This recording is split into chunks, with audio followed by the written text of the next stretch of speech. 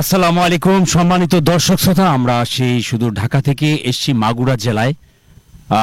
অর্থাৎ আপনারা জানেন একটি আলোচিত খবর সারা বাংলাদেশ তথাপি বিশ্বকে নাড়িয়ে দিয়েছে। অর্থাৎ সেই শিশু আসিয়া, অর্থাৎ আসিয়াকে পাশবিকভাবে নারকীয়ভাবে এমন আচরণ করা হয়েছে তার সাথে, যেটি সমাজের চরম অবক্ষয়ের কথাই বলবো আমরা। এই যে বাড়িটি, এই বাড়িটি হচ্ছে সেই নরক পশু হিটু শেখের বাড়ি। যদিও সে রাজমিস্ত্রির কাজ করতো, যতটুকু আমরা জানতে পেরেছি তার হাতেই গড়া এটি। দর্শক, আমরা একটু এই এলাকার একটা ছেলে রয়েছে স্থানীয় এখানকার, তার সাথে একটু কথা বলবো এবং কোন ঘরে কিভাবে কোন ছেলে কোন ঘরে থাকতেন এবং কিভাবে তাদেরকে, এবং আমরা যতটুকু জানতে পেরেছি যে আসিয়ার বড় বোনকেও সে ডিস্টার্ব করতো। এই ইন্টারভিউ আমরা দিয়েছি দর্শক শ্রোতা। যাই হোক দর্শক, আমরা একটু যাবো সেখানে কোন ঘরে এই শিশু বাচ্চাটির উপর অমানবিক নির্যাতন চালিয়েছে নরপশু নরপিশাচ হিটু শেখ। সেই প্রসঙ্গে আমরা আজকে দর্শক এসছি, আবারও সম্পূর্ণ বিস্তারিত তুলে ধরবো। এই বাড়িতে মেয়েটি বেড়াতে আসতো দুলাভাইয়ের বাড়িতে। সেই দুলাভাইয়ের অর্থাৎ দুলাভাইয়ের বাবা তালুই এই ধরনের অমানবিক আচরণ করবে ছোট অবুধ শিশুর উপর, এটি কারোই বোধগম্য নয়।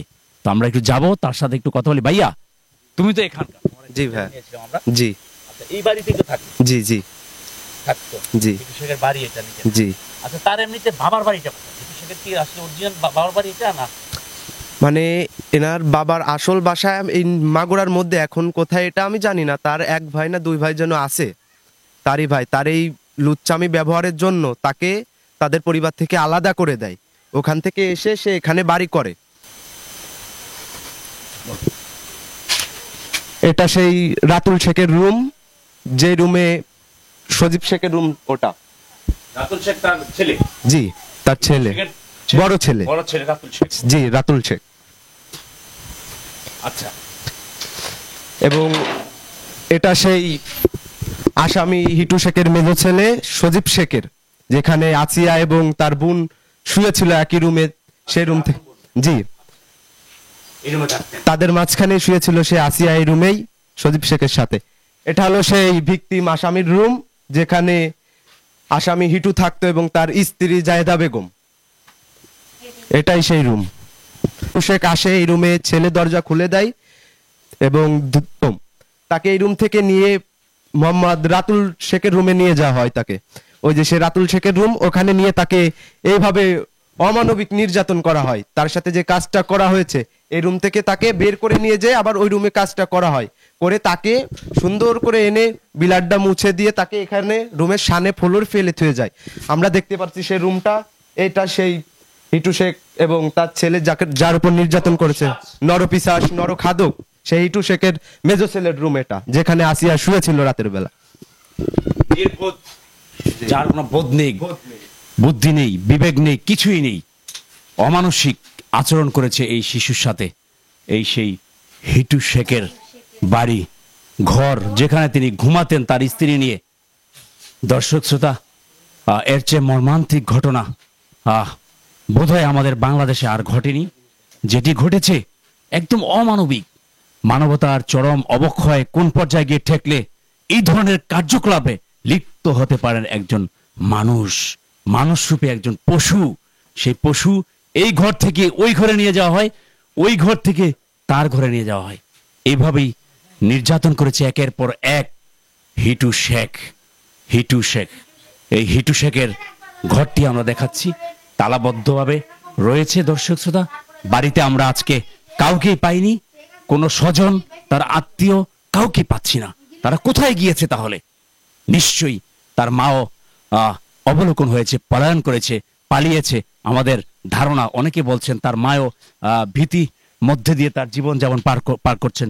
আমরা দেখছি এই হিটু শেখের বাড়িতে নির্জন, নীরব, কেউ নেই এই বাড়িতে এখন, বলা আসলে বাহুল্য। দর্শক শ্রোতা, যা জানোয়ার পশু তার জীবন যাপন করতেন, খাইতেন এবং তার স্ত্রীও তাকে সহযোগিতা করেছে।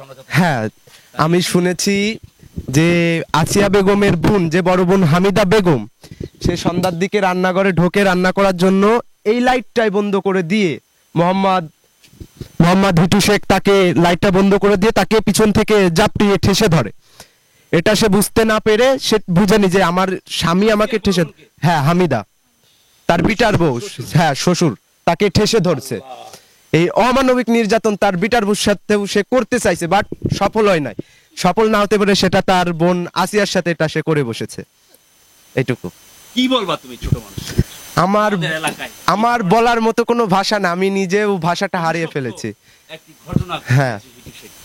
কি বলার আছে তোমার? আমার মুখের ভাষা না, এই যে এই ঘটনাটা ঘটিয়েছে, মানে আমি নিজেও আপসেট যে একটা 8 বছরের শিশুর সাথে এটা কেমনে, আসলে এটা তারই বয়সী হবে, এতটুকুই হবে, তার মতো দেখতে একটা মেয়ে মানুষ তাকে কিভাবে এটা করতে পারে, এটা আমারও জ্ঞানের বাইরে। অসংখ্য ধন্যবাদ আলভি,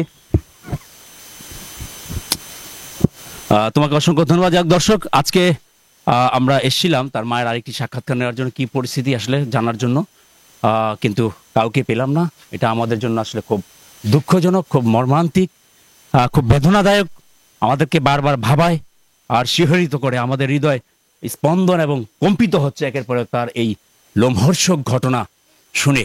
এবং দর্শক, আপনাদের সাথে এই বর্বরচিত যে আচরণ তুলে ধরেছি আমরা দর্শক শ্রোতা, এখানে যে তার বৃদ্ধ মা থাকেন, এই বর্বরচিত আচরণ তিনি যে করেছেন আসিয়ার সাথে, এটি আসলে অমানবিক, মেনে নেওয়ার মতো না দর্শক শ্রোতা।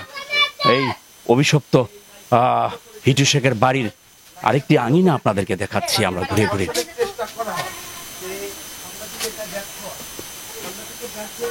এখানে পশু, নরপিশাচ, জঙ্গলি জানোয়ার, মানুষ রূপে জঙ্গলি জানোয়ার হিটু শেখের সময় পার হতো।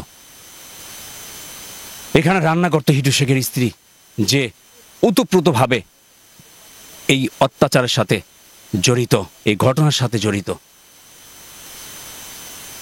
একজন স্ত্রী চাইলে তার স্বামীকে ভালো করতে পারেন, কিন্তু হিটু শেখের স্ত্রী এটা কখনো চাননি যে তার স্বামীকে ভালো পথে নিয়ে আসা যায়। এর আগেও দুইবার হিটু শেখ এই ধরনের অমানবিক কার্যক্রমে লিপ্ত ছিলেন, আমরা যতটুকু জানতে পেরেছি এলাকাবাসীর কাছ থেকে।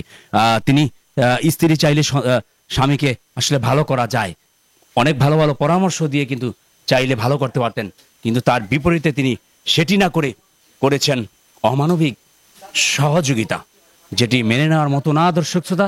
তো যা হোক দর্শক, আমরা আপনাদেরকে বাড়ির চিত্র তুলে ধরলাম। যদি কাউকে পাই তাহলে কথা বলার চেষ্টা করব, ততক্ষণ আপনারা আমাদের সাথে থাকুন।